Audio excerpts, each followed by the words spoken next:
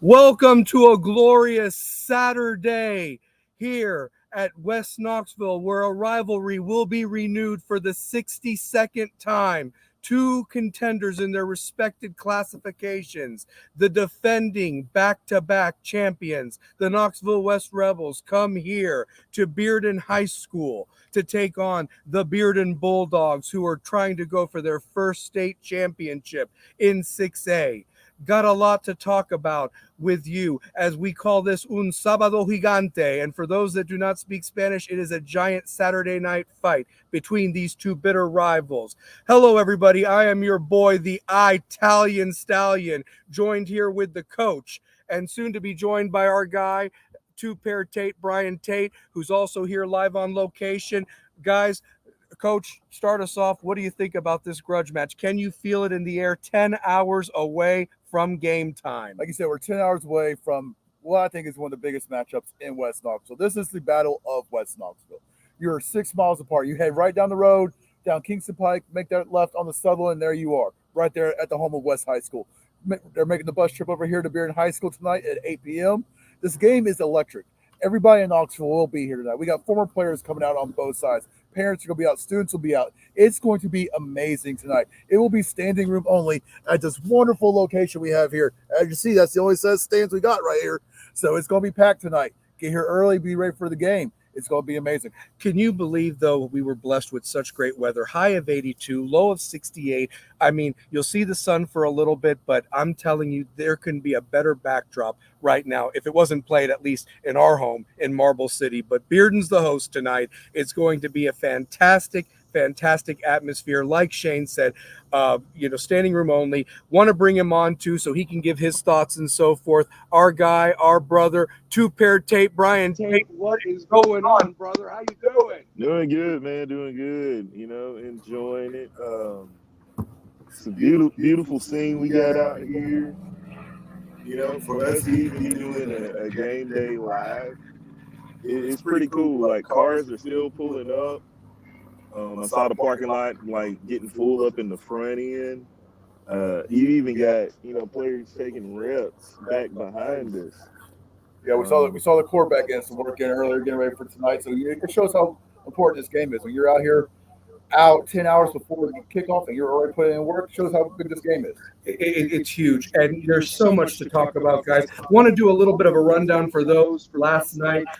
Some big time games happened. Of course, we had the appetizer Thursday night. Anderson County Powell playing without Connor Wheeler, who had to serve that suspension for getting thrown out of the West quarterfinal game when they lost last year. Powell didn't look that great getting started. Anderson County jumped on him. Powell tried to make a comeback late, but ultimately it was the Anderson County Mavericks that went on to win that game 27-24. Big time win for Anderson County as they go for their 4A title, and that's a future West opponent. Last night, big time win by William Blunt. William Blunt ended up winning 36-12 over Austin East, and not a good debut for Stanton. The alumni is in an uproar on Facebook. Wow. When you see your alumni, I give it up to Corey Anderson, one of the big alumni for Austin East. When you're asking the question of what is the problem with the program? What is the problem with it right now? You got to figure that out. What is the problem with the program to get it where it once was? Because there are some familiar faces back in that system. So yeah, definitely really missed the Cherry Brothers last night. Halls absolutely destroyed Campbell County. Not a good debut for Mark Pemberton and his wing T offense there at Campbell County. Halls ended up winning 41-0. I'm telling you, watch out for Halls. That's going to be a tough game for our Rebels later on in the season. They started out strong last year. I talked about last week how they're going to come back out to prove that last year wasn't a fluke. So absolutely. Clinton and Cleveland. Cleveland outright dominated Clinton 36-13. Clinton's going to be West's opponent for the first home game this Friday night coming up. But the crazy thing about this game, not only did Cleveland win 36-13, they had over 200 yards worth of penalties last night and still won by that margin of victory. It's going to be a long year for the Clinton Dragons. And obviously their next opponent, it doesn't get any easier playing. Yeah, West. Clinton's got a lot of things they got to fix. That program is I think It's a team now. I think the coaching changeover is what causing that there. You didn't really get to build up that chemistry with all that, with what they had going on in the academic department. Mhm. That's probably the reason we put that down. And not much time with that transition. No, not much time at all. No. Yeah. Going to be a long year for those boys.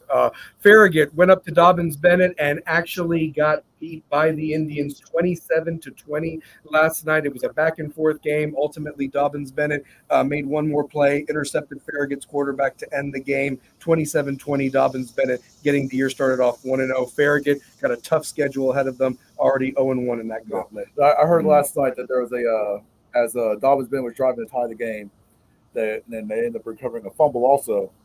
Or somebody's going down the drive. I didn't get the full details, but a perfectly called timeout and presentation was called at that time to set up DB for what they needed to do. Wow. So home cooking happens. Home cooking happens up there in the Tri-Cities. So, yes.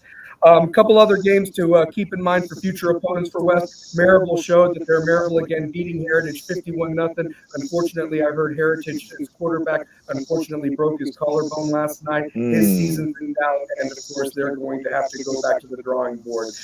Shout out to Coach Kevin Lane. In his debut, he beat Fulton 31-12. The Central went ahead and got their first victory in the Battle of Broadway. Alcoa last night on my VLT lost to Ravenwood 27-17. I'm going to say this: Ravenwood dominated. Ravenwood's been a powerhouse in 6A. They were a little off last year. Alcoa punked them there. I think Ravenwood had a whole year to think about that. Went down into Pistol Creek and beat Alcoa. And realistically, it was 27-9, and Alcoa added a touchdown and a 2-point conversion there at the end to make the score a little bit better. But it was all Ravenwood all game long. Just to let you guys know. Yeah, big time shocker. Sound like that. That is a huge shocker. Do we all pick Alcoa? We didn't even have that game. We didn't have that on our slate. Okay, we didn't have that on our slate. Two-pair, to give you the credit, brother, you actually were the one that had the most picks correct because you picked AC while me and Shane picked Powell in that game. I like Anderson County, man. I really do. I think they got a lot of things going on, like as far as what they do offensively. But, defensively, I think they played a pretty good game, right? Absolutely. And Terry Maple, shout out to you, quarterback. Thanks for watching us. Michael Lynn, the linebacker on there. We've got a lot of views going on. And hit that like and subscribe button, guys. Definitely share this. We're so excited about this game day experience. A couple more scores before we get into the grudge match.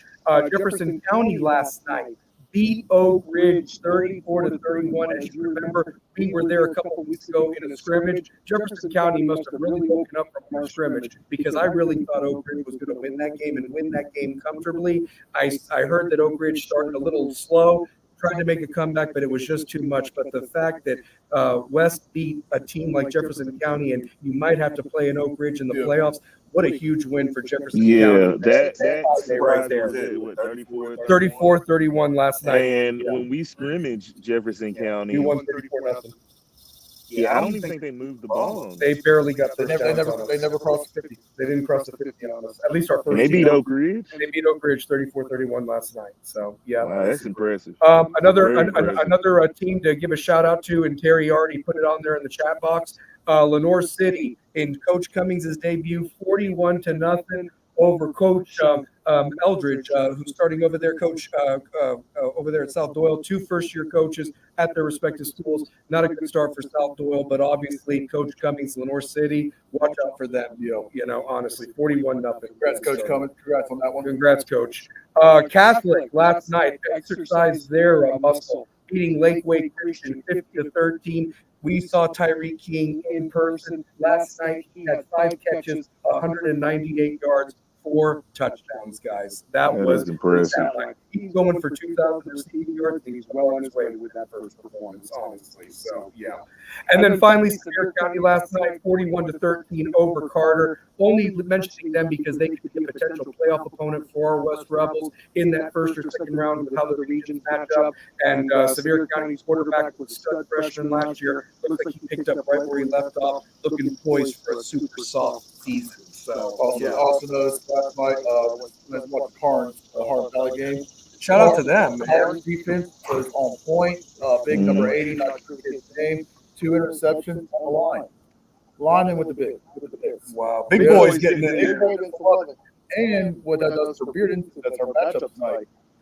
They're now, but their district teams right here in town are 0-1 already. In that bloodbath of a region. Yeah. Wow. Well, here we go, guys. Here we go.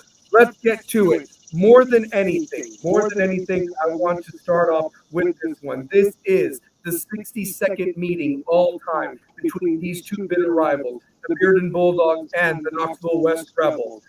If you look at the all-time series, Bearden does have the edge, 39-21 with one tie. However, since the year of 2000, West has actually owned this series 14-8, and it's been a series of streaks. West had won 4 out of 5, then Bearden went on a 4 or 5 game winning streak, then West went on a 5 game winning streak, then Bearden went on a 2 game winning streak, and now up to this point, West is on another 5 game winning streak, looking for 6 in a row tonight. Shane, I want to start off with you, Coach. What does West have to do to ensure that they do get that 6th victory in a row over their bitter rivals on the road tonight? They're going to defensive line to control that offensive line. Bearden's got some big boys on the offensive line. You're going to dominate the trenches. You're going to be able to run the ball efficiently, like we've seen in the scrimmages so far. They've been able to do that. But when you see what they can do tonight against a quality opponent who has beat major teams in this area and taken it toe-to-toe with every team that's in this area. Every state champion they have gone against has been a tight game. Bearden's look to make their name tonight. West is going to have to run the ball, control the passing game, don't put themselves in a down distance, and keep the clock, and really just keep the clock controlled. I don't think you want to go for the big hit every time. I think you want to control the game, take their defense out, whatever gas. The same thing with their offense.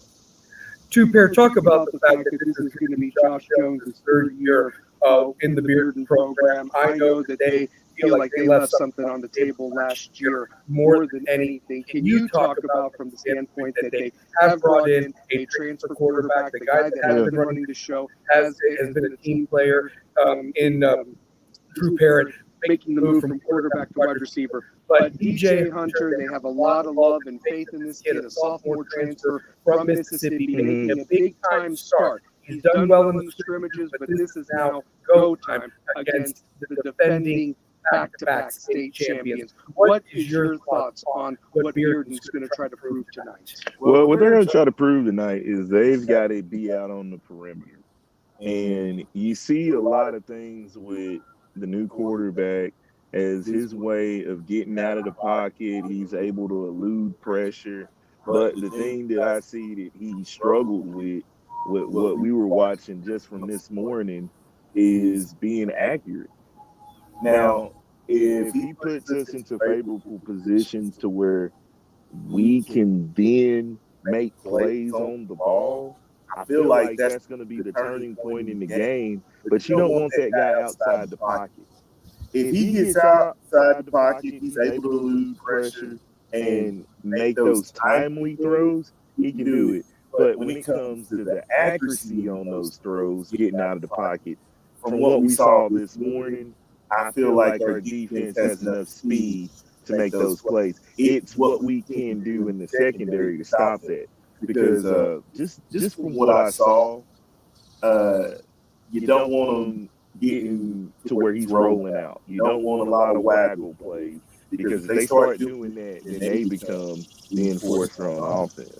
Totally agree. Coach, back to you in regards to what Two-Pair was saying right there. Talk about how important the trenches is going to be. You know those players personally that is going to be Bearden's offensive line, and they're going up against a defensive line that we have been completely impressed with, also led by the great Wyatt DeRoche, but they have replaced some dudes they lost from last year, and it looks like they've not missed a beat in the scrimmages, getting pressure on the quarterback. How is that going to dictate how Bearden's offense rolls if they cannot give DJ Hunter time back there, Bearden's offense? Bearden's really going to worry about trying to contain our defense. Their quarterback's mobile, but if you seal off, if West gets back there and seals off any lanes for him, don't force him to use his arm. And with the offense to the kid, he's out here warming up, which is props to him, but he's going to go through his mechanics properly and set those feet and make those throws if he's going to be able to throw anything on us. Because the way our defensive line is pushed all season leading up to tonight's game, he's going to be rushed all night long. Bearden's line love those kids to death, but they've got some work put in for them tonight. They are going to have to really have a gut check moment before this game starts. Two pair, talk about the fact that if the defensive line is able to generate a type of pressure and rush DJ into making some falsy throws, talk about the importance of having two stud safeties in Antarius McAllister and Antoine Verdine Jr. for West coming back their senior years wanting to prove something. Well, they got a lot to prove because those guys are your playmakers. And if West defensive line can control the trenches, that's where you see the secondary make plays, and you also see that linebacking core. Like I look for Wyatt DeRoche to have a field day. I look for that defensive line to really be able to penetrate and get plays false. I just see them making plays all night because what you have in that secondary is a secondary that's willing to prove themselves. I think that Catholic game was a barometer of things they need to clean up. Absolutely. What we saw from that Catholic scrimmage, I think that was the eye opener for them. That, hey, guys can get behind us and, turn things up and be able to score. Absolutely. Want to give a shout out to the chat box right now. We already mentioned the great Michael Lynn and Terry Maples. Want to give a shout out to my boy Mark Machado. Thank you for supporting me, brother. Miss you and love you. And the great Troy Smith. He's on here. Definitely, Troy, if you need to watch the game, rivalrythursday.com, brother. Check it out because it's going to be televised here locally on the ABC affiliate, but rivalrythursday.com. You should be able to watch it on a computer or phone or some type of tablet, brother, in that regard. So, so definitely check that out. Troy mentioned, I understand Bearden's quarterback brought 3 receivers from Mississippi with him. I don't know. I really don't know much about Bearden's team. They've had a lot of turnover. Some guys have gone to other schools, Shane. And can you talk about that factor of it? Because these West guys, yes, they haven't maybe been starters, but they have had some big-time game experience. And now they're the guy, but they know how to play together. Some of these Bearden guys, this is the first time they've ever dressed up for an actual game together. So I'm big on, you grow up, you play with the kids that you're going to be with. You build that camaraderie, you build that timing, especially with your quarterback and receivers. So that's going to be a big thing tonight. Have they put in enough work where DJ knows where his receivers are going to be? I don't know who's going to be the starters. I don't know this offensive support like I knew the last ones. I know they'll have Grant Cross out there, number 10. They'll have Drew Parrott out there, number 5. I don't know many other receivers out there this year. And I know both of those kids are fast. They got hands. They can do what they need to do. But we'll see what it looks like tonight. The other factor that we're going to have to talk about, too, is that Bearden has a stable of running backs that they run behind. And, of course, it starts with Jason Thompson and also Torian Riggins, who is a 5'9", 218-pound bowling ball.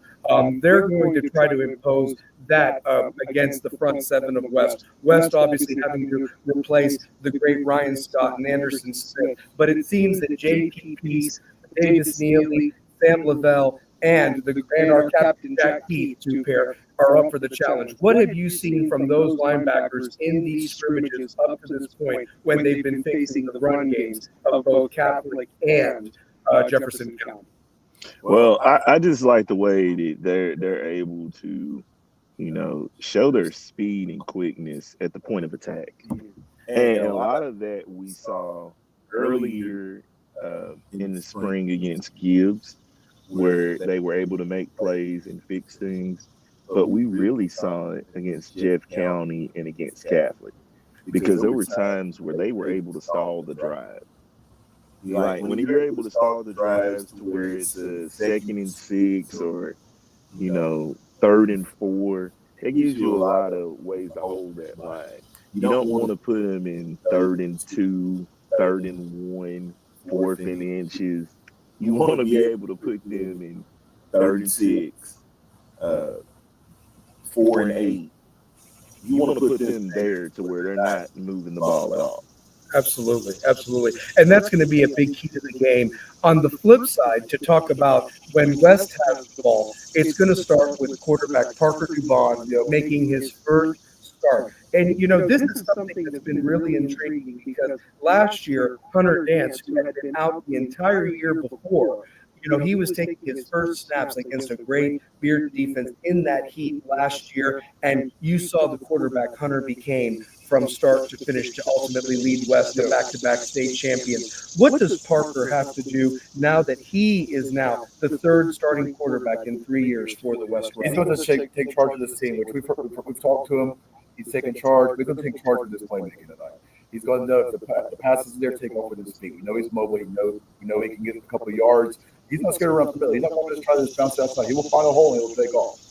They're going to account for that stud linebacker, Kyle Ironside tonight. They're going to watch where he's at all times. They got Boston Yeager on the line. That kid is big. He's every bit of 6'3", 6'4", 270 pounds, and just moves. So it's going to be – offensive line's going to take charge tonight, and Parker's going to make sure he puts his team in places to win and make sure they're checked in. He talked to us after the Jefferson County game. He's like, hey, we started off rough, then we corrected. Tonight, you don't have a chance to start off rough. This team will pounce on you if you give them the opportunity based on how they performed in the past. So tonight, it's all about Parker leading this team all the way down the field, score touchdowns, and control the game in every aspect you can, and let the run game do its thing. And it helps that he's behind them big Hawk and all these that have returned 4 starters from last year's group, and they can go about 6 or 7 rotation in that offensive line of guys they trust. Two-pair, it also helps that he's got playmakers all over the field. We love to joke around the plethora of receivers, plethora of receivers, and also it also starts in the backfield with that 3-headed monster back there, and also possibly a 4th running back with Keelan Rucker. But talk about the importance, brother, of Messiah Wren, Tavion Ray, and Ontarius McAllister on the offensive side of the ball, making a big deal for the Rebels on offense tonight. Yeah, like the thing that I want to say about that is that the way they've been able to get to that second level, like they just get to that second level quicker than we've seen in the past few scrimmages. I want to say the big thing for Messiah Wren is as soon as he gets out in that open field, they're having trouble like pulling him down. Tavion Ray and it's some other guys that you may see some action tonight. Like the Rodriguez, is it Sergio Rodriguez? Jalen Jack, who's a little sputterbutt. I mean, you got some guys, you got depth. So you're gonna see a lot of guys play. If it gets to a certain point, like Tavion Ray's at Thunderback. He's tough to bring down. He's very ornery. He gets to that point of attack very quickly. And one thing you gotta have is the threats on the outside. I've seen Drada make plays. Yes. David Drada made a lot of plays throughout these scrimmages. And I want to say, was it Silas? Oh, yes, Silas Monroe. Silas Monroe. Like, those guys right there are going to be the difference. Absolutely. I mean, and then you also have to keep in mind, Abel Ancelot has really done good things. Number 3 on both sides of the ball, on offense and defense. Also, a shout out to James Mill and Corey Person as well. You'll probably see that in the rotation. And also Big Dominic, the tight end, number 2. You're going to have to keep an eye on him. Because this guy, and then you're going to see Burdine. And then there's Burdine. Burdine, who is the bishop of all talent on the field. You're going to see him on kickoff return, punt return. He is in that mold of 6 Horde. That 6 was used last year. Yep. That ultimately was the MVP of the Blue Cross game in Chattanooga with those 3 interceptions. But you're going to see Antoine Burdine Jr. tonight make an impact on this game in some form or fashion, whether it's special teams, offense, or it's going to be defense. So that's going to be the most important thing right then and there and so forth when each team has the ball. Special teams is also going to be a factor, Coach. Bearden has a fantastic kicker. Yeah, Daniel Kinney. Talk about him, but also talk about who might be taking some reps as the starting kicker for West tonight, because there's some pedigree there of who his father was, who happened to play for these guys back here. Yes. So you have a Colquitt coming back to Bearden. Got two of them. Technically 3, since Dad will probably be here too. That's right. And that's weird because every school that has a Super Bowl winning player on it has a football down there. Oh no, wait, doesn't have a Super Bowl Britain did. Yeah. The old football is down there. Yeah. The Colquitts are a legacy here, but you're on the other side of the rivalry now. So it's a little different. Now Daniel King, that kid can kick. I used to watch him last year from the 50, nail field goals. Kid's got a leg. He's a 4 or 5-star kicker. He's been working out with one of these former kickers, Jeff Hall, for years. Oh wow! So that kid can boom that ball. I've watched that kid grow up, go from receiver/kicker to solely kicking, and that kid can be a difference maker depending on how this game goes. I know this game's always been tight the past couple seasons. Watch it come down to the kicking game. Do the Colquitts have the leg, or is the pedigree still there, or is this Daniel Kinney show tonight when it comes down to kicking? Absolutely. Well, he's going to pin Bearden deep, or he's going to kick it. Excuse me, he's going to pin West deep, or he's going to pull him right on everything he does right there, starting at the 20. So it's going to be a rough night trying to get returns. One thing that I do look for, hopefully West doesn't have to punt the ball. They finally do have a reliable punter in Jones Bowling, a senior. We've been the punter the last couple of years, but I really saw him really boom the ball, and he's really shown some progression as the punter. Like I said, I hope we don't have to use him because that means the Bearden's defense is dominating, but it's good to know that the field position is going to be reliable with somebody from West to make sure that if we can pin them deep and maybe cause a turnover, that's going to be the factor. Last year, turnovers really or what put West behind the 8 ball. Bearden didn't take advantage of them. They're not going to let that happen 2 years in a row. So West has got to protect the football tonight more than anything else. I completely agree. This Bearden defense is completely off from what I know. You've lost some linebackers, you've lost your safety, you've lost a corner, and you transferred out. So we'll see who steps up from tonight. But if West can use his speed and control the game and the field, it's West all night. Absolutely. Speaking of which, I want to also give some more shout-outs to the chat box. Cuban Damus, my rival from formerly Cuban Kane, there in Miami. I want to give you a shout-out, brother. Thank you for supporting us and so forth. Also want to give a shout-out to Stephen Johnson. So just wanted to see that as well. Let me see here. So one of the players is on here, so good luck tonight, young man. Good luck tonight. Wanted to also give a little bit of some thoughts on this series. The fact is that I did mention that West has won 14 of the last 22 games since the year 2000. There were a couple of years that they didn't play. But something to really keep in mind is that the home team has only won 10 times out of 22. And Bearden, the last time did it in 2018, ironically was the last time they beat West. And that was a 9-0 game here in Lamar's second season, if I'm not mistaken. But West has won more times at home, 7 of that. But realistically, since 2000, Bearden has only won 3 times here at home. 2003, 2007, and 2018. So I don't know what to make of that. I don't. That is a strange stat. That is a strange stat. I've never seen that one. Yeah. I mentioned on Rebels with a Cause, if you missed it on Tuesday, definitely check it out.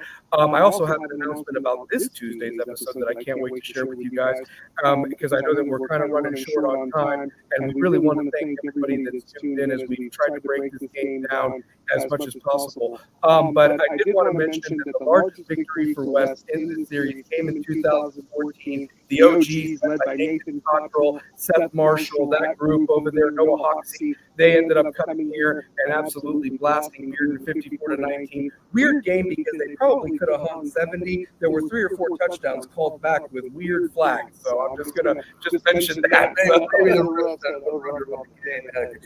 I think the homecoming team's father was actually the head referee that day. They put a sports jacket on in the middle of the field. So I'm just saying, I was there, I saw it. So, and also the largest victory for Bearden came in 1960, where they walloped the Rebels 60-0. So, like I said, it was 60 weren't too kind to West when they were playing Bearden back in those days. But some games that the guys will remember that are on the chat room that I wanted to share.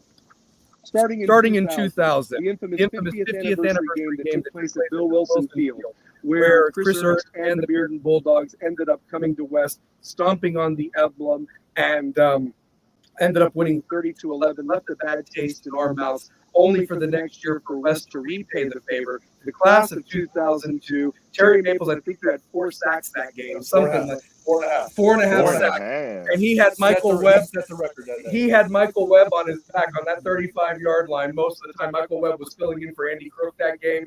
West ended up winning 14-0, getting that Bearden monkey off their back, winning for the first time since 1991. And on the road. On the road. And there was even talk of the students tearing down the goalposts to get back at them messing up our emblem in the middle of the field. And the sad thing is, that was the days of the grass. There was no artificial turf. I mean, you messed up the grass. You messed up the grass. I remember there being a fence. So that class of 2002 seemed to do it. The entire West student section just jumping over that fence, storming the field, and we literally heard, if you tear down this goalpost, you will be suspended. Yeah, I mean, pretty much. So there was talk. There was really talk, guys, about that. So that 2002 class was the one that did it. We were the ones that did it. We were the ones that did it. I mean, you guys were on that team as well, but it was special that the seniors did that.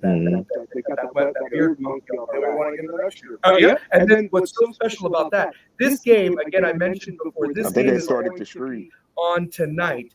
On ABC, the local affiliate WATE, 8 o'clock, 7:30 is going to be the pregame. This is going to be a packed place. Packed place. I think radio's even covering it. 99.1 is going to be covering it on radio with their dual thing that they do with Packer and everything for those games. Ferrara up there, maybe Kevin Simon. Not sure. Would love to have Kevin Simon and Vince Ferrara calling the game.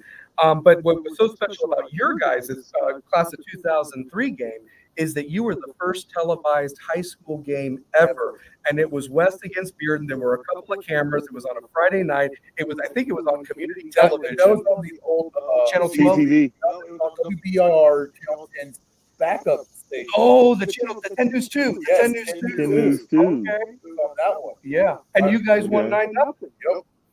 Yep. I mean, this is know that you were the first televised game ever in this area. Now look, we got podcasts going on. It's going to be national. It's going to be regionally televised tonight.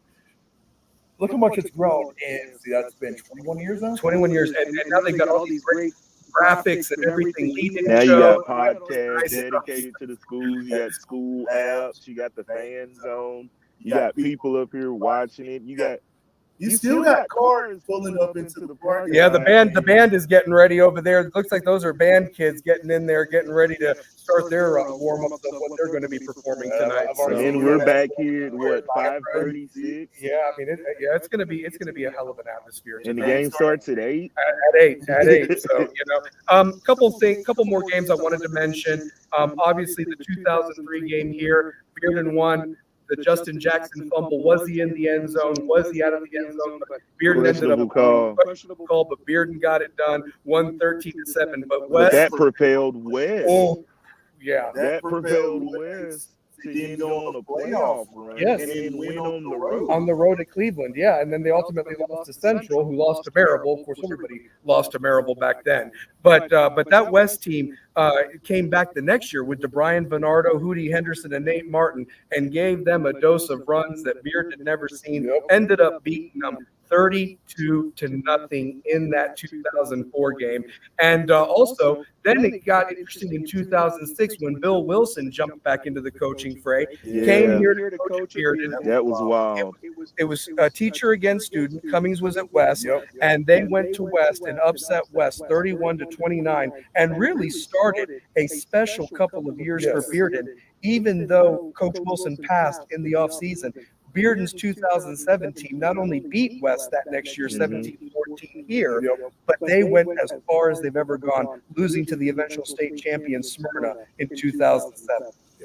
I mean, rest in peace, Coach. Rest in peace, Coach. Yeah, rest in peace, Coach Wilson. Okay, but there's a nice memorial right down there. They call it the dog walk. Coach Wilson, they got paper up there when he was here. Every beer player touches a dog on their way out, and then Coach Wilson. So that's great to see. So no matter what, Coach Wilson's here with us tonight. Yeah, he is. And to get you in on this too, brother, I mean, I want you just to think about that. You've got players or kids on West's team whose dad played Bearden. You've got me who played at Bearden and West. Shane, you played at West, coached Bearden. You guys went to Bearden Middle School. So you went to school with a lot of the kids Went to a either lot of went to kids. West Yeah. or Bearden. I mean, this is how all my daughter's friends are here. Yes. So I mean, this is a rivalry, but when it's over, it's over. But we're going to be mean to each other for these next few hours. Honestly, all the way till Monday. All the way till Monday. I love this rivalry. I know Bearden looks at Bearden as their biggest rival, but the West Bearden game has always been more important. it has. Because I consider this West Knoxville. Bearden gets its own little community out there. They got their own tax. They're their own. I got to head over there here in about 5 minutes. Yeah. I got to get here at 11:30. But this to me is the battle of West Knoxville. You have West, which is home, which is located in what is our Bearden community inside Knoxville. And then this is Bearden, but this is West Knoxville. So this is these kids grew up together. They've known each other for years, either through school, church, families. This is the rivalry of West. It is, man. It definitely is the rivalry of West Knoxville, and the people that are going to be here tonight, the former players. You even got like UT guys that are going to be at this game tonight because they know it's going to be the area game. You got the coverage of WATE. You've got Sports Talk 99.1 is going to be in here. There's still cars pulling up to Bearden as we speak. And you're going to have rival teams and coaches too, guys. I mean, that are going to be kind of spying and seeing what they can do to any advantage they can to win these games. Everyone will be here tonight. Everyone who's able to drive here and get in here for these tickets will be here tonight. The scouting, like we just talked about, the scouting's going to be there. Coach, we played last night. Let's see what these two teams are going to do tonight. And this game sets a tone for both teams this season. It will. And like I said, I really believe, as heartbreaking as that game was last year for Bearden, Bearden feels they left one slip on the table there.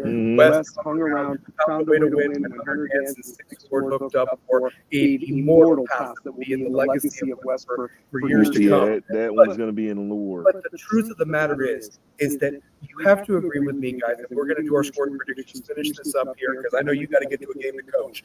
But here's the truth of it. This is a momentum game, and these teams have some.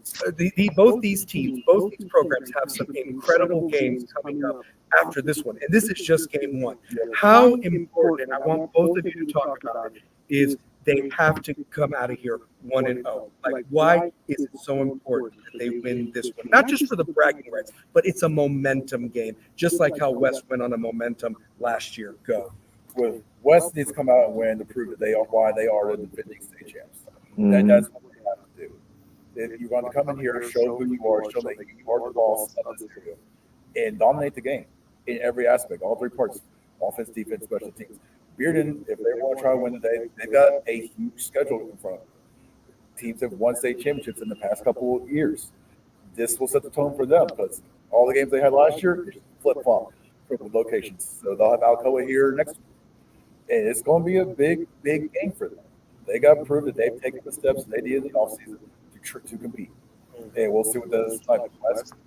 You're hunted, but you're out there proving why you are why you have the success that you do. I still think it's going to be West tonight. All right. And two pair. One last key to the game, or what have you. Coaches going against each other. West's staff completely back together again for another year. Obviously, defending champs. Bearden had to replace some coaches like Kevin Lane and so forth. That's going to be something to keep a factor on, the camaraderie and what happens if one team or another gets punched in the mouth. Two pair, real quick, talk about how important it is that the players, if something happens, they can rely on their coaches, settle them down. There's a lot of game left. Yeah, the thing with it, you got a group that knows each other and they make adjustments in the game. You don't see too many times where West didn't make the necessary adjustments to put the kids in favorable position to make plays. And we've kind of built that just with the years that those guys have been together. Like, they've been through the trenches and they know what they have to do in order to get back to a state championship, and it starts tonight. And they've done a lot to prepare for it. You saw what Catholic gave you. You saw what Jeff County gave you. Those games kind of set you up to what you are as a team, and it's going to be a hostile environment tonight. Like, that whole side of the stadium is going to be rocky. Yes. And you can't go to the other side like back in the day when we play. You can walk around the track it's going to be blocked off from about where the high jump pit is all the way around. So everybody's going to be standing right through here. Sidelines will be packed with coaches and players. Stands will be packed. And that track will be standing room only. Gotcha. Real quick, guys, again, 8 o'clock tonight, rivalrythursday.com, Channel 6 if you're here locally. If you can make it out to the game, please come out, guys, and support the Rebels. If you're a Bearden fan, support the Bulldogs. Should be a great game tonight. Hopefully it's injury-free, and no matter who wins, both teams can go on their quest of what they want because they all want hardware. Real quick, Shane, give me your score prediction one more time. West Bearden, go. I'm going 24-24. 24-21. This game's always been close. I think it's going to be. Let me check that. 2017. Okay. 2017. 2017. All right. Two pair. What's your prediction, brother? Tonight I think they hang 24 points. Okay. I think it's going to be a lot closer than we think. I think it might be 24-21. First team of 20. First team of 20. I think we're going to have trouble with him getting out of the pocket. Like I really, from what I saw this morning, he looks mobile enough to get Bearden in favorable positions. But I feel like our defense is good enough to win games. Like when we look at our secondary, they're cleaning stuff up. They saw where they had a lot of blown coverages from the spring to fall. They're ready right now.